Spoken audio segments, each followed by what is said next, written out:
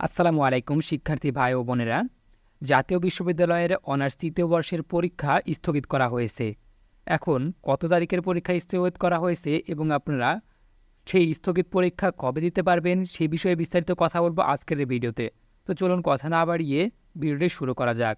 আমরা এখন আছি জাতীয় বিশ্ববিদ্যালয়ের অফিসিয়াল ওয়েবসাইটে।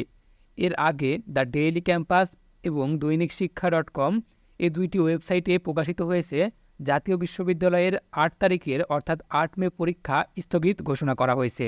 সেক্ষেত্রে এই ৮ মে পরীক্ষা কবে অনুষ্ঠিত হবে?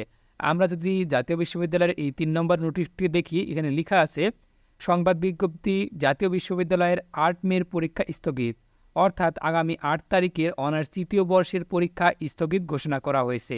তো চলুন দেখে নিই কী কারণে স্থগিত ঘোষণা করা হয়েছে। জাতীয় বিশ্ববিদ্যালয়ের অধীনে আগামী ৮ মে ২০২৪ তারিখ বুধবার অনুষ্ঠিতব্য ২০২২ সালের অনার্স তৃতীয় বর্ষ পরীক্ষা অনিবার্য কারণে স্থগিত করা হয়েছে। স্থগিত এই পরীক্ষা আগামী ৯ মে ২০২৪ তারিখ বৃহস্পতিবার অনুষ্ঠিত হবে। এ পরীক্ষার পূর্ব ঘোষিত অন্যান্য তারিখ ও সময়ই অপরিবর্তিত থাকবে। এদিকে ২০২২ সালের ডিগ্রি পাস ও সার্টিফিকেট প্রথম বর্ষের ৮ মে ২০২৪ তারিখ পরীক্ষা অনিবার্য কারণে স্থগিত করা হয়েছে।